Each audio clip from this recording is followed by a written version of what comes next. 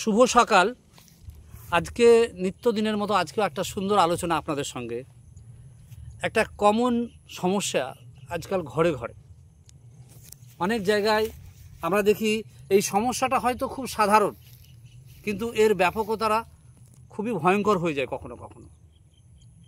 আপনারা দেখেছেন যে মানুষ তার খাদ্যাভ্যাস, বিশেষ করে খাওয়ার সময় হয়তো আমাদের কোনো কিছু গণ্ডগোল নিশ্চয়ই হয় বা কোনো সমস্যা থাকতেই পারে। দেখি অনেকের গলায় খাবার আটকে যাচ্ছে, অনেকের খাবার শ্বাসনালীতে চলে যাচ্ছে, অনেকে আবার ওই সময় হঠাৎ করে শ্বাসকষ্ট হয়ে যাচ্ছে, চোখ দিয়ে জল চলছে, চোখ বড় বড় বেরিয়ে আসছে। এই সমস্যা কিন্তু অনেকের মধ্যে আমি দেখি। এই সমস্যা নিয়ে আমি অনেক দিন ধরে স্টাডি করছিলাম, তবে আজকে আমি পেয়েছি আমার পার্টনারকে, যিনি আমাকে এই সমস্যার ব্যাপারে অনেক সমাধান কেন হয় এই নিয়ে আমরা আলোচনা করব। তো আমরা ডেকে নিচ্ছি আমার পার্টনার নাজমুল হক স্যারকে। Good morning sir. Good morning. আজকে আমার কাছে খুব একটা কমন সমস্যা আমি মানুষের মধ্যে দেখতে পাচ্ছি। এই সমস্যা নিয়ে আপনাকে আলোকপাত করব। এই যে খেতে খেতে অনেকের খাবার গলায় আটকে যাচ্ছে, কারণটা কি? আচ্ছা, খেতে খেতে গলায় খাবার আটকে যাওয়া, এটা আমাদের কারণগুলো কতগুলো ভাগে আমরা ভাগ করতে পারি। একটা হচ্ছে আপনার অভ্যাসগত কারণে। অভ্যাসগত কারণ বলতে কীরকম, অনেকে দেখবেন খেতে খেতে কথা বলা, এই জিনিসটা এটা একটা কারণ।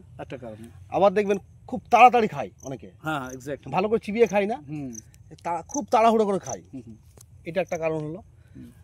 আর একটা কারণ যেটা হচ্ছে, খাবার যদি অনেক সময় কী হয়, খুব শুকনো খাবার হয়ে যায়, আমাদের জিভে যে মানে স্যালাইভাটা বার হয় সেটা অত পরিমাণে বার হতে পারেনি, খাবারটা শুকনো আছে, তখন খাবারটা গলায় আটকে যেতে পারে। আচ্ছা স্যার, এই যে অনেক সময় খাবার খেতে খেতে আমার মনে হয় যে শ্বাসনালীতে চলে গেল, হঠাৎ করে শ্বাসকষ্টের মতন সমস্যা আসে, এটা কি ওই কারণে না অন্য কোনো কারণ? না, এটা একটু ভিন্ন, ওটা আমি আসছি।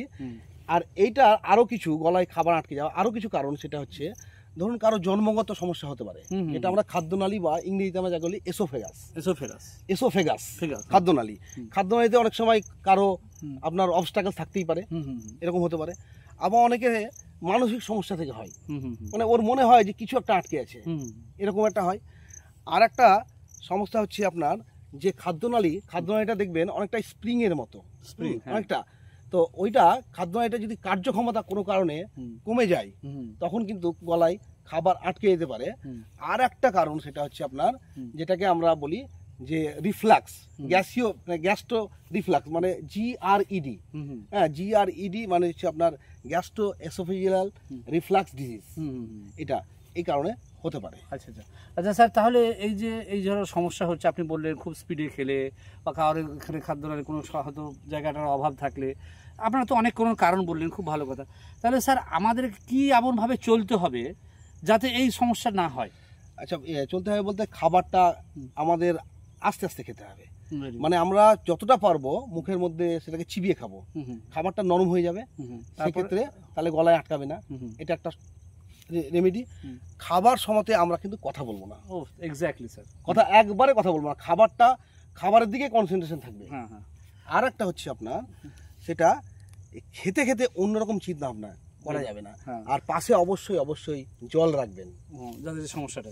আচ্ছা স্যার, এটা তো গেল, আপনি বললেন এটা এইভাবে আমরা মেনটেন করবো, অবশ্যই যারা শুনছেন তারা স্যারের কথা মন দিয়ে। আচ্ছা স্যার, আর কোনো কিছু রেমিডিয়াল মেজার, কোনো প্রতিকারের উপায়?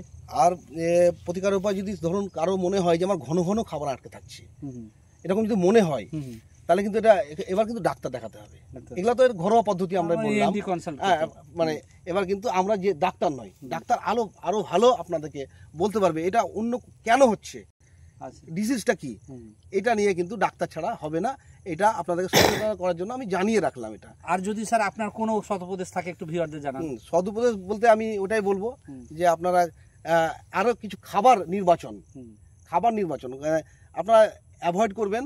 বাইরের খাবারটা অ্যাভয়েড করবেন, যেমন হচ্ছে বাইরে হয়তো চাউমিন খাচ্ছেন, পেস্ট্রি খাচ্ছেন, হয়তো আপনার আরও যেসব জাঙ্ক ফুড, ফাস্ট ফুড, এগুলো তো কী হয়, গ্যাসীয় রিফ্লাক্সটা হয়। রিফ্লাক্সটা কী হয়, আপওয়ার্ড কাজ করে।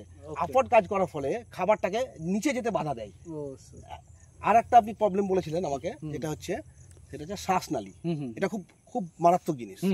এই শ্বাসনালীর কথা বলার আগে আমি আপনাকে একটা গল্প বলি। গল্পটা হচ্ছে 2008 সালের ঘটনা। আমাদের কলকাতা এক্সাইড মোড়ে একটা ঘটনা ঘটেছিল যে একটা ট্রাফিক ভুলবশত একদিকে সিগন্যাল দেওয়ার সঙ্গে সঙ্গে আর একটা হাত অন্য দিক থেকে সিগন্যাল হয়ে গেছিল, যার ফলে দুটো গাড়ি দুই দিক থেকে এসে ধাক্কা মেরেছিল। এটা হয়েছিল। সেম ঘটনা আমাদের যে গলবিল বা যেটাকে আমরা বলি ফ্যারিংস, ইংরেজিতে ফ্যারিংস বলি, এখানে একটা কমন পাত আছে, কমন জায়গা, যে জায়গাতে খাদ্য এবং বায়ু দুটোই আসতে পারে। এবার ওখান থেকে দুটো নালী বেরিয়ে যাচ্ছে, একটা হচ্ছে খাদ্য নালী যাকে আমরা বলছি এসোফেগাস, আর একটা হচ্ছে বায়ু নালী যাকে আমরা বলছি ট্র্যাকিয়া, যেটা ফুসফুসে চলে যাচ্ছে। এবার এই যে এখানে যে একটা দুটো ভাগ, তাহলে এবার কোথায় কে যাবে, খাবার কখন খাদ্য নালীতে যাবে, বায়ু কখন যাবে, এখানে একটা ডিভাইডার আছে, ট্রাফিক পুলিশ আছে, তার নাম হচ্ছে এপিগ্লটিস। Kolkata traffic surgeon. হ্যাঁ, এপিগ্লটিস। এপিগ্লটিস কি করে, নিউট্রাল পজিশনে থাকে, যখনই খাবার আসে তখন কি করে, ও বায়ু নালীটাকে বন্ধ করে দেয়, তাহলে খাবারটা অটোমেটিক হবে, একটা লাইন বন্ধ, তাহলে একটা লাইন বন্ধ হয়ে গেল, ট্রাফিক একদিকে রেড সিগন্যাল আছে, এবার আপনি গ্রিন দিয়েছেন, তাহলে অটোমেটিক খাদ্য নালীতে চলে গেল। এবার যখন আমরা বায়ু নিচ্ছি তখন কি হচ্ছে, তখন খাদ্য নালীটা বন্ধ হয়ে যাচ্ছে, তখন এই লাইনটা ওপেন হয়ে যাচ্ছে। অসাধারণ, অসাধারণ। এইটা হচ্ছে কারণ স্যারের, মানে এই যে মানে আপনি যে উদাহরণ দিয়ে বললেন কলকাতা ট্রাফিক পুলিশের সঙ্গে তার ভুল পথ, বা এখানে স্যার এবং শ্বাসনালীতে যে 4 মিনিটের বেশি আটকে থাকে খাবার, মানুষের মৃত্যু হতে পারে। এবং হয়েছিল 8 বছরের একটা বাচ্চা, কলা আটকে গেছিল, দিয়ে মৃত্যু হয়েছিল। তাহলে আপনারা খুব মূল্যবান শুনলেন স্যারকে। স্যার, এই যে শ্বাসনালীতে যখন খাবারটা আটকে যায়, তখন কোনো একজনের যদি পেশেন্টের সমস্যা হয়, তখন আমাদের কি করণীয় থাকে? এখন দেখুন, শ্বাসনালীতে যখন খাবারটা আটকে যায়, তখন আমাদের হাতে সময় হচ্ছে 4 মিনিট। এর মধ্যে যদি খাবারটাকে আমরা বার না করতে পারি, তাহলে কিন্তু মৃত্যু পর্যন্ত হওয়ার সম্ভাবনা আছে। সুতরাং আপনি ভাববেন ডাক্তারের কাছে যাবো, ডাক্তারের যাওয়ার সময় পাওয়া যাচ্ছে না, এত শর্ট টাইম। সেক্ষেত্রে আমরা কতগুলো অ্যাক্টিভিটি করবো, মানে অ্যাক্টিভিটি আর কি। সেই অ্যাক্টিভিটি হচ্ছে আমরা এইভাবে ধরবো, এই জায়গাটা পেছন দিক থেকে, এই যে জায়গাটা দেখতে পাচ্ছেন বুকের মাঝখানটা, বুকের মাঝখানটা দেখছেন, বুকের মাঝখানে ধরে আমরা কি করবো, এইভাবে চাপ দিব, এইভাবে চাপ দিব 1 2 3 4 5 5বার, 1 বার, 2 বার, 3 বার, 4 বার, 5 বার, এইভাবে চাপ দেওয়ার পরে দেখবেন বায়ুটা ঊর্ধ্বমুখী চলে আসবে এবং খাবারটা শ্বাসনালী থেকে বেরিয়ে, যদি 5 বারও না হয়, এটা বারবার করতে হবে। এতে যদি না হয়, তাহলে কি হয়, একে যদি বাচ্চা হয়, বাচ্চাটাকে আমরা শুয়ে দেবো এইভাবে। ধরুন স্যার একটু, হ্যাঁ, এভাবে শুয়ে আমরা এইভাবেই করবো। হ্যাঁ, এভাবে করবো, এইভাবে হালকা হালকা চাপড় মারবো, দেখবো বাচ্চা যত নিতে পারছে।